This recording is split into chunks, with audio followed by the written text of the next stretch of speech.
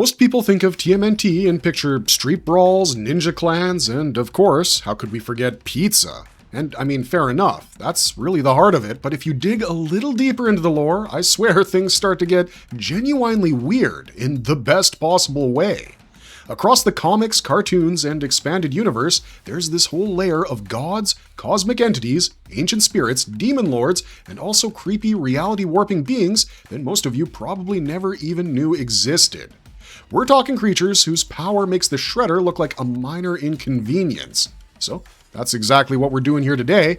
We're going through every god and godlike being in the TMNT lore and figuring out just how wild the upper tiers of power in this franchise can get. Speaking of, let's get into it. Dragon, father of the Pantheon. Everyone knows that one of the most interesting TMNT continuities is the IDW comics. And in this continuity, one of the most important and powerful figures in the mythology is an entity known as the Dragon. Now, before you start thinking he's just another villain, let me tell you, he's not. The Dragon is actually a part of the foundational creation of the IDW universe. Let's go back to the Teenage Mutant Ninja Turtles annual from 2021. Here, we learned some of the mythology of the Ninja Turtles universe. Then, in Teenage Mutant Ninja Turtles universe number 3, it was expanded, and we learned that the Dragon was created by a cosmic being named after Brahma. Brahma, much like his namesake in Indian mythology, is actually a creator. He's an entity who brings primordial forces into existence, and the dragon was his creation, full of immense power and destructive potential. Now, the dragon is also described as the father of the Pantheon. What is the Pantheon? It's a group of godlike beings who take the form of animals and eventually influence the course of human history. To put it simply, a good chunk of the people we'll be mentioning in this video can be traced back to the dragon as the source of their existence. So, as you might imagine, the dragon is at an incredibly high level within the cosmic hierarchy. So obviously, when the storyline known as the Armageddon game tells us that there's a chance that the dragon might come back to the land of the living, this is treated as a catastrophic event on a global scale. This resurrection will threaten the balance of the entire world, and no, that's not something they're just saying for the sake of it. See, when Brahma created the dragon, he also created the Dreamer. While dragon is about dominance, the Dreamer is about balance. The whole world runs properly because there's always balance, and if there's no balance, the world collapses.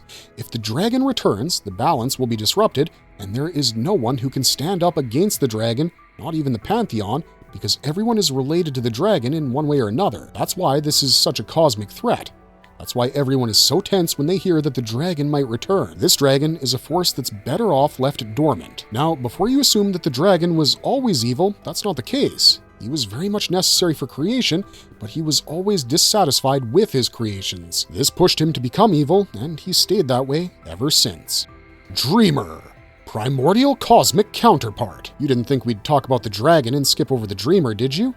Well, when there is someone as catastrophic as the dragon, there will always be something similar to counterbalance it.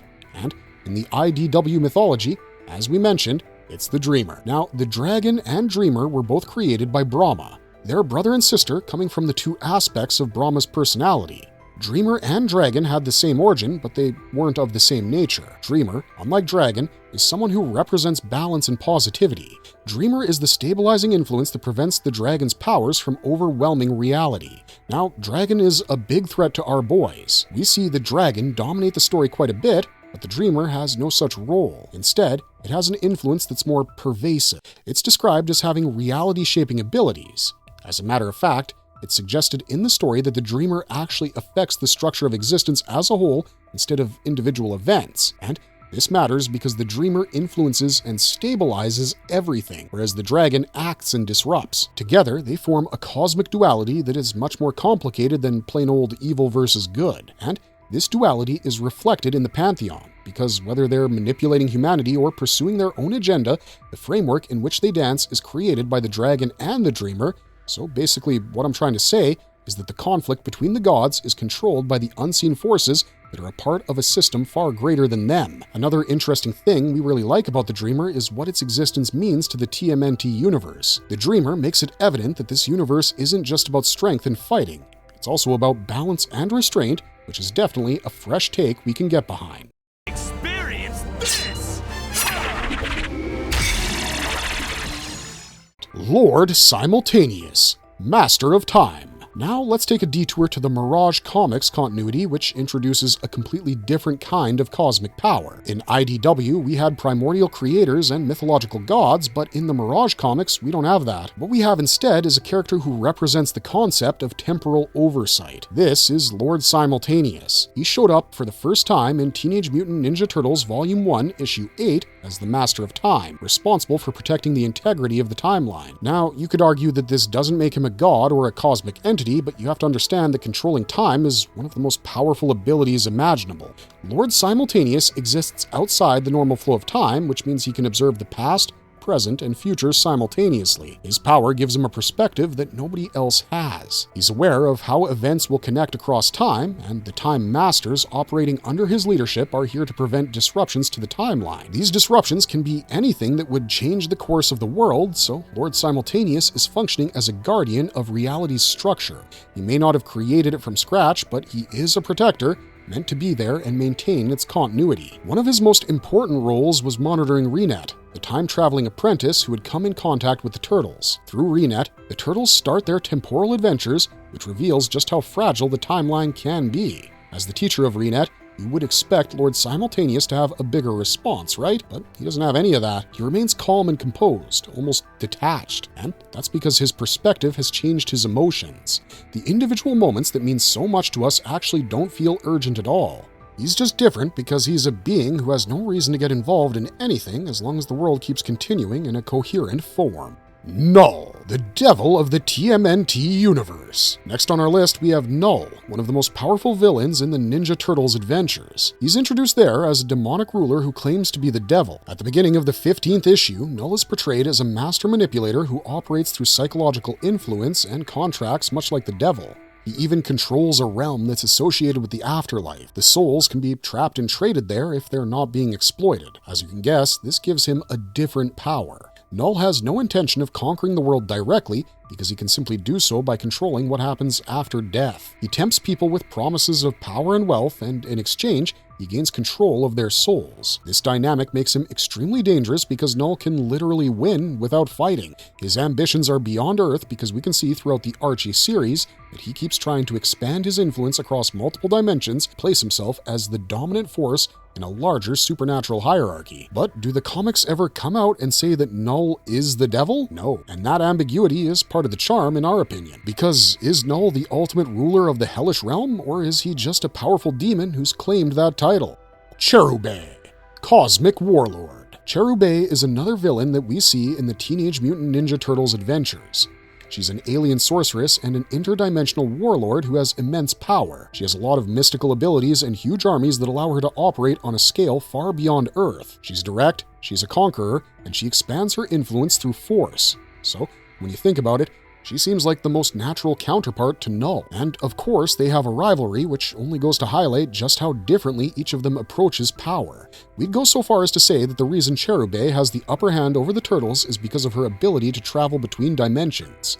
She's walking proof that the world of the Turtles isn't isolated. In fact, there is a large multiverse at play which is full of powerful beings that are competing for the high ground. Now, you might be asking, is Cherubae a god? Well, that's never explicitly stated, but you can tell from her level of power that she's actually a near-divine entity. The Pantheon, divine animal gods. Let's get back to the dragon. When we were talking about the dragon, we mentioned that it's the origin point of divine power in that universe. So, here's the thing. Dragon and Dreamer together created the Pantheon. Since Dragon was always dissatisfied, Dreamer wanted to ease his nonconformity, so she helped him to design this pantheon of demigods who would be powerful enough to manipulate the creations. And hence, we have a family that's ancient and very much involved in the shaping of the world, if you get what I mean. The first major hint that the Pantheon is more than just a gang of villains comes from the introduction of the Rat King in Teenage Mutant Ninja Turtles issue 36. Here, when Rat King is introduced, he comes off as this singular, mysterious figure who manipulates the events and the Turtles. But when you get into later issues like Teenage Mutant Ninja Turtles 71 and the 9th issue of Teenage Mutant Ninja Turtles Universe, we find out that Rat King is actually one member of the big Pantheon family. According to the IDW lore, each member of the Pantheon embodies different aspects of existence in both natural and psychological senses. Think about it like this. They're basically divine archetypes. The Rat King is associated with chaos and manipulation because he places individuals into situations where their choices define them. He's basically like an examiner of human nature. By contrast, you have Kitsune,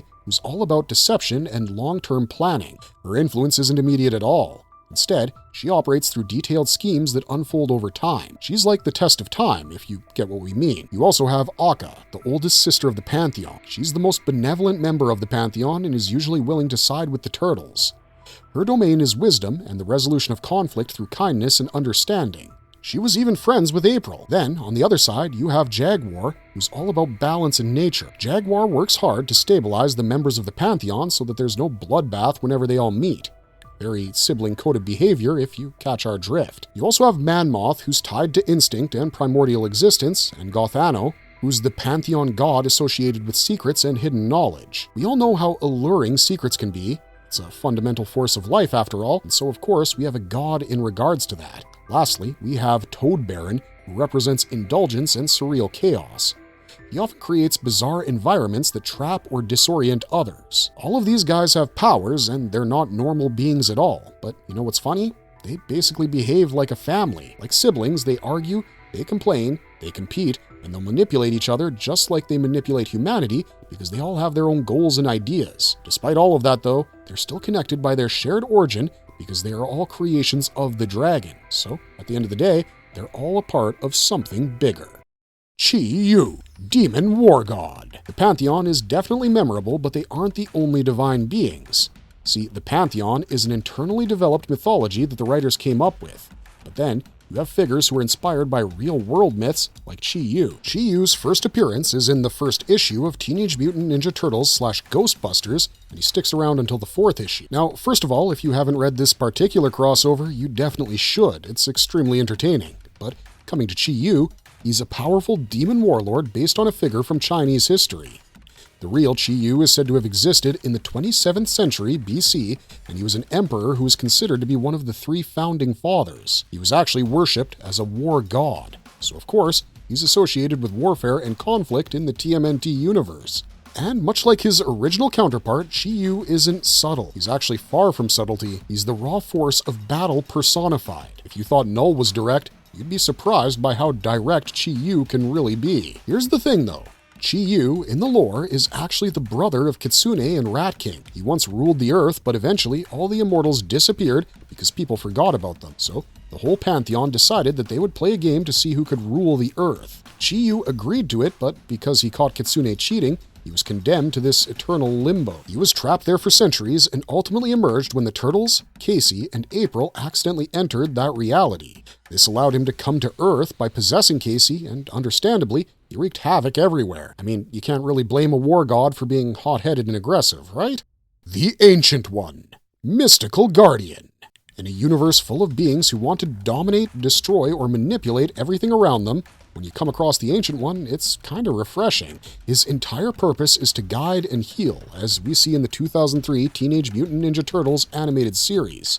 Now, I want to make it clear that this guy is not a god, and he never claims to be one. He's actually the most grounded and deeply wise figure in the entire TMNT universe, and that wisdom operates on a level that this mythology simply cannot reach. So, the Ancient One is an old ninjutsu master who actually took in 2 young orphans, Amado Yoshi and Yukio Mashimi, in post-World War II Japan and raised them as his 2 sons, training them in the ways of ninjutsu. I'm sure those names are probably familiar, and you can tell that even before he entered the Turtles' story, he was already shaping the lineage that they're a part of. Splinter's master, Amado Yoshi, was his student, which means the Ancient One is the root of the entire spiritual and martial tradition that we see the Turtles inherit. Everything that Splinter passes down to the 4 brothers comes from, in some small way, this unassuming old man. His most important role in the series is in Season 4 with the episode aptly titled The Ancient One. In the lore of the series, by this point, Leonardo had progressively become more hostile and emotionally scarred after the final battle with Shredder. He blamed himself for his family's near death, and Leo was crashing out so hard that he actually even wounded Splinter during training. So of course, at that point, Splinter realized that Leo needed more help. He sent him to Japan to train under the Ancient One. This is where we see the Ancient One in his entire genius. Throughout the series, he acts like an annoying old man, but at the end of the episode, Leo finally understands the lesson he was being taught. He forced Leo to confront a stone creature that is the mirror image of Leonardo himself. The Ancient One forces Leo to answer the question of why he felt like he needed to punish himself when there was nothing more he could do. And this question breaks through everything that training, logic, and willpower couldn't. This understanding of his soul really makes a big difference in the life of Leo. Then, he sends Leo back to New York to reunite with his family so that Leo can join in when the turtle's lair is attacked. So, as you can see, in a mythology full of entities who are competing for power and cosmic dominance, the Ancient One stands completely apart. He's different, and in the best way possible. He's proof that the most powerful force in the TMNT universe isn't always the one that can reshape reality. Sometimes the greatest power you can have is being understanding.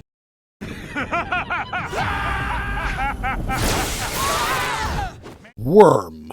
Chaos Entity. Now, there's no doubt that every character on this list wanted something. The dragon wanted dominance, the dreamer wanted balance, Null wants souls, you get the drift. Even the most chaotic member of the Pantheon had long-term agendas. But then, got Worm. Worm isn't someone with something so coherent as a desire, he just wants chaos. That's why he's one of the most unsettling characters ever in the TMNT mythology. Now, there are so many continuities for TMNT, right? And Worm is one of those guys who shows up in every single one. In the 2012 animated series, we see Worm in the 3rd episode of the 4th season. Here, we learn that Worm is actually one of the very few beings who can bend reality. He caused so much chaos that he was put into a prison that was specially made and left in the 5th dimension. I know, that's a lot of information, but we hope it gets across the point that Worm is a big threat.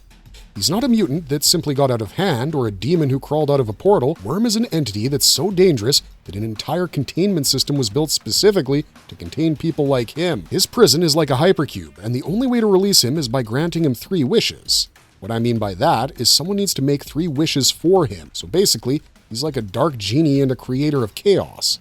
And the results are never what anyone expects or wants. He only has 3 rules. Only 3 wishes total, no wishing for more wishes, and most importantly, you can never wish to hurt Worm. That rule is a little telling, isn't it? You can tell that the system that was designed to contain him has a little loophole built into it. And a being of chaos like him has to have a personality to match. So of course, Worm is impatient, short-tempered, and cannot be predicted at all. At first, he seems fun and eccentric, but then underneath the surface, you can tell that he's a force of pure disorder who has no interest in alliances or even goals. And then we get into the Archie Comics continuity. Here, Worm is completely different from the show version, but has something of an equally disturbing origin. Here, Worm came into existence when Rocksteady and Bebop dumped Shredder's mutagen into the sewer because, of course, they did. And that mutagen affected a Norwegian flatworm, and bam, you've got Worm on your hands. This version is very grounded, but also grotesque. He's kind of the ultimate nightmare fuel. Then you've got the IDW version. This worm is an aggregate mutant who was created when several flatworms were exposed to the mutagen simultaneously. And instead of each worm evolving in its own way, they basically merged into a single-minded creature who shared consciousness. This version of Worm was developed in the sewers over many months, keeping an eye on the turtles from the shadows. Perhaps the most interesting part of this worm is how he collected so many things for the sake of genuine connection, because no matter which continuity you're looking at, the worm is a creature that exists outside the norm. There's nothing normal about the worm, and that's why it makes sense that they wanted to make that connection.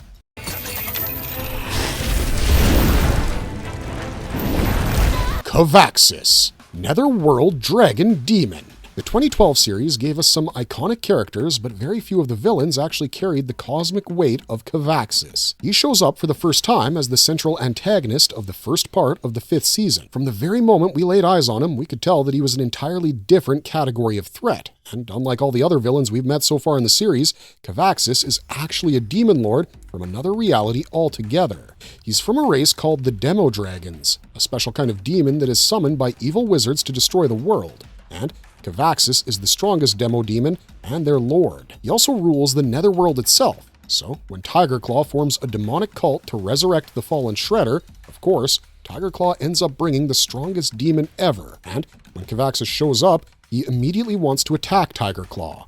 But here's the thing. Tigerclaw had the Seal of the Ancients, which is this amulet that forces Kavaxas to obey whoever holds it. Kavaxas recognizes it and reluctantly complies with Tigerclaw, but Kavaxas isn't blindly following him. Kavaxas is going along with Tigerclaw's plans because he wants to use it to open a permanent connection between the netherworld and Earth to take dominion over the human world entirely. Just so we're on the same page, Tigerclaw wanted one resurrection. Kavaxas, on the other hand, wants a full-scale dimensional invasion, and to get there, he plays the long game. He resurrected Razar as this undead slave, collected the Kuro Kabuto and the heart of the Shredder. Eventually, he does bring Shredder back, but he's under Kavaxas' control and not the ally Tigerclaw was hoping for. And then, using the brainwashed Shredder, Kavaxas makes Tigerclaw break the Mystic Seal, which was the only thing that was holding his invasion back. And because of how strong he is, he cannot be fought conventionally. Everything the turtles do fails against him because he's from a different reality.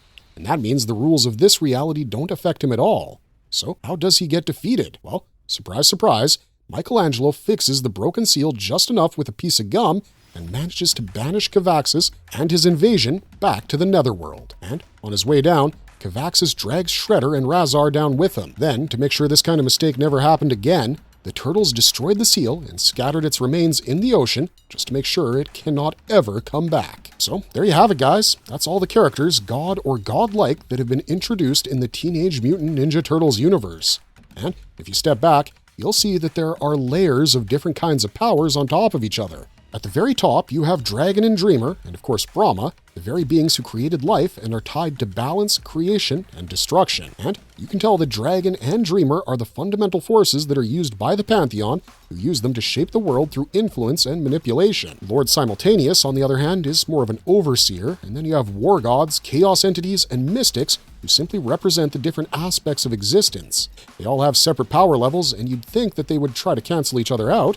I mean, isn't that how every universe deals with cosmic beings? But TMNT does something different. These entities simply coexist. Each continuity explores different parts of this hierarchy, but the layers are still there. So, when it comes to the Turtles universe, you have to ask what kind of power matters the most, not who's the strongest.